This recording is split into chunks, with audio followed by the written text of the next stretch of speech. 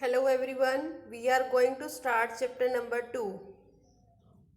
इस वीडियो में हम जो टॉपिक डिस्कस करेंगे, first topic is physical quantity, second measurements, next is units, next what is fundamental quantities, next topic derive units and last topic what is dimensions and dimensional formula.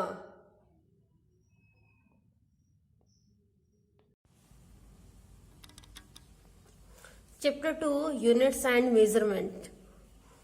What is physical quantity? All quantities that can be measured are called as physical quantities. Mean Jin quantities को हम क्या करते हैं measure करते हैं are called as physical quantity.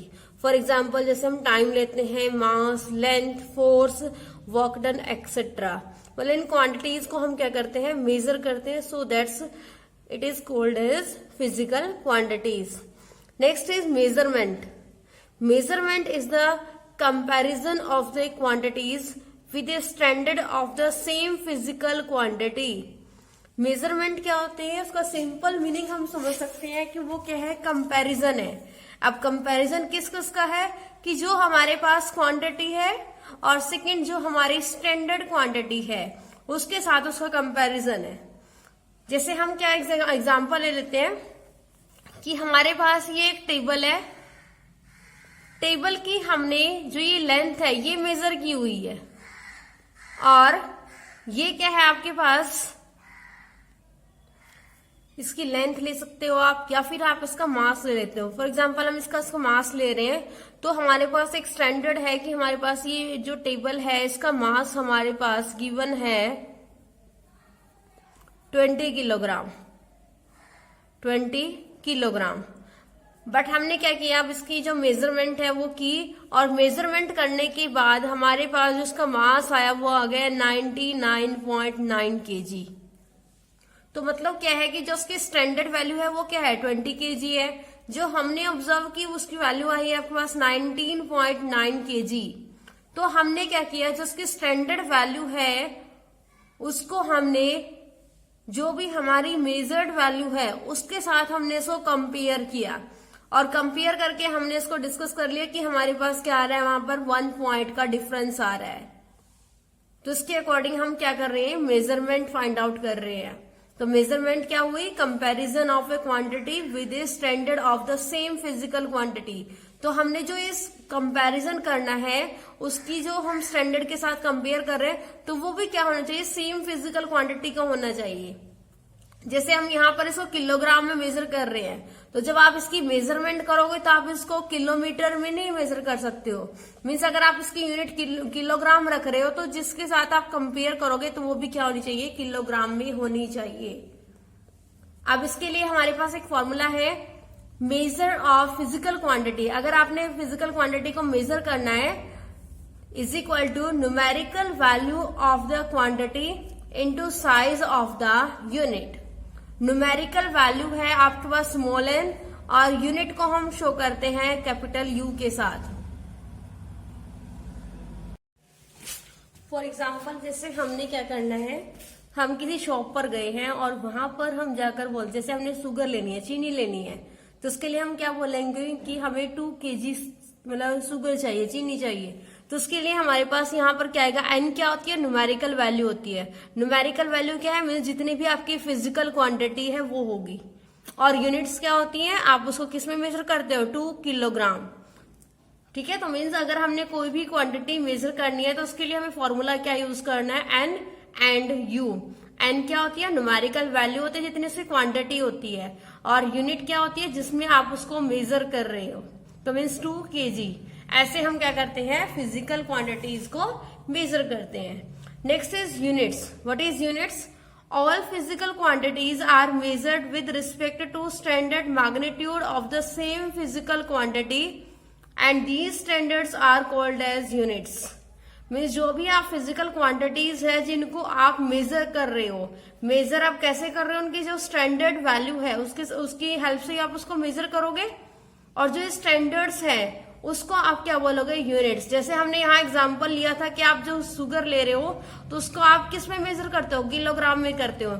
अगर आप time major कर रहे हो तो टाइम को आप सेकेंड्स में लेते हो या फिर मिनट्स में लेते हो।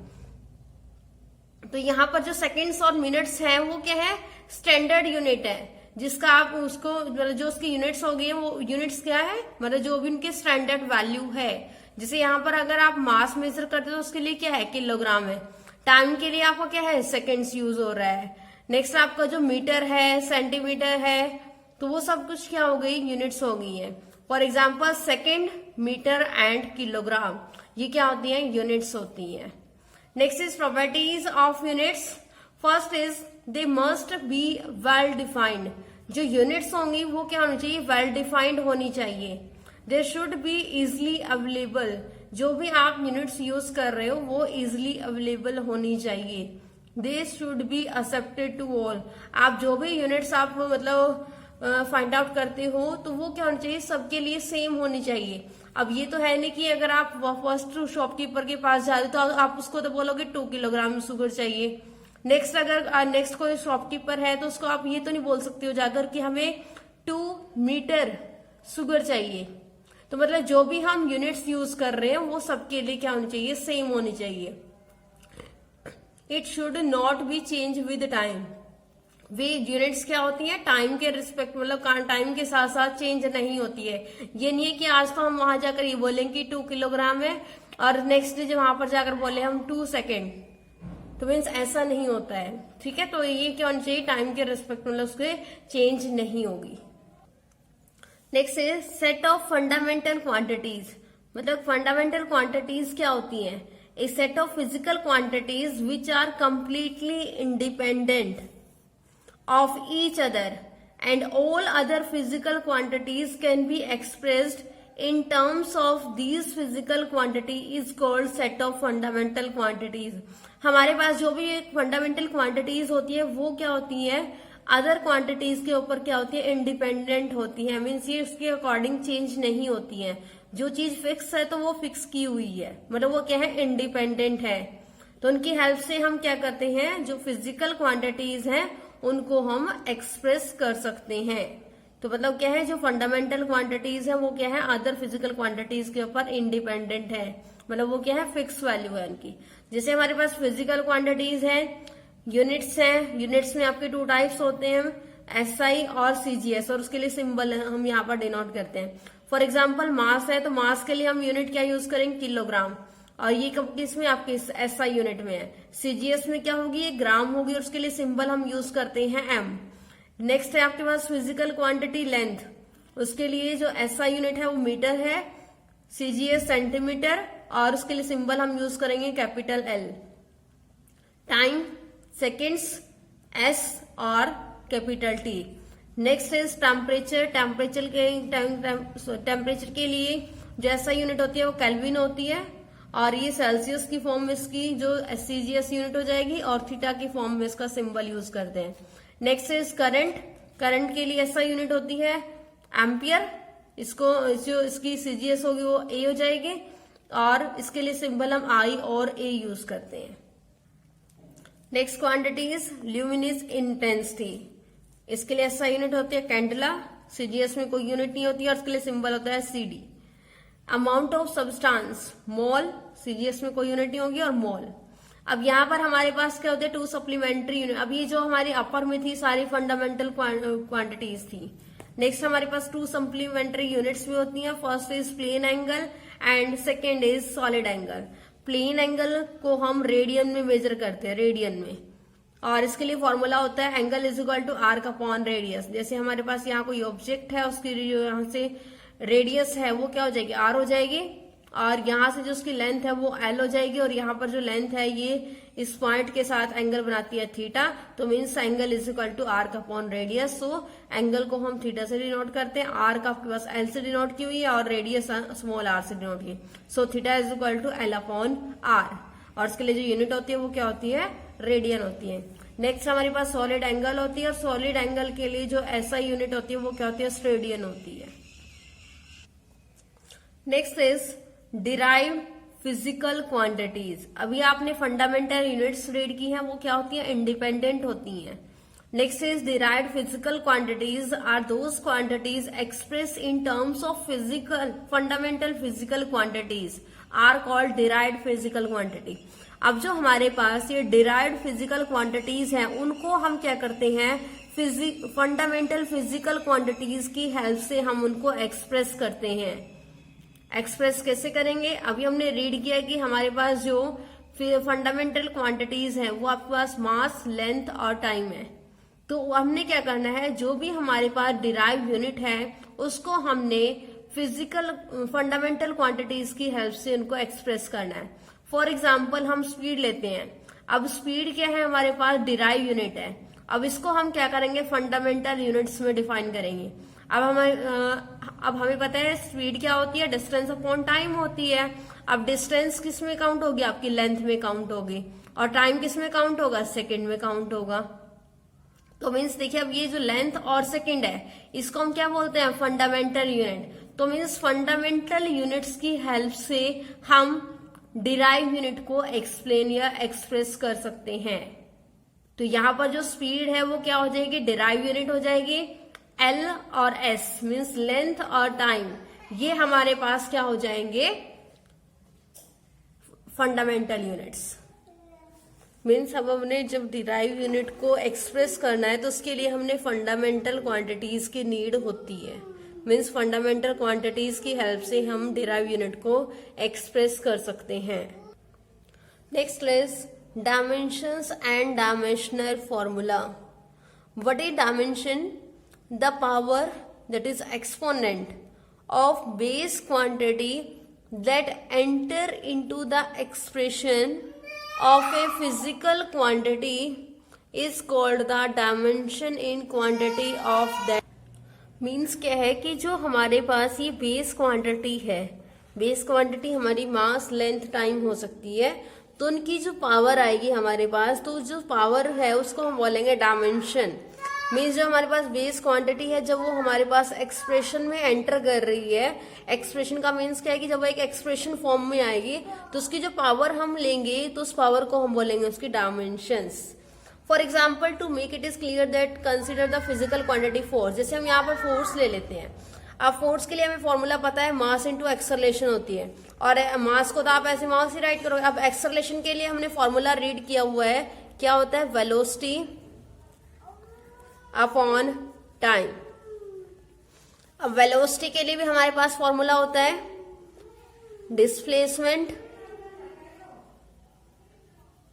डिस्प्लेसमेंट अपॉन टाइम, और यहां पर अपॉन में क्या रहेगा आपका, टाइम।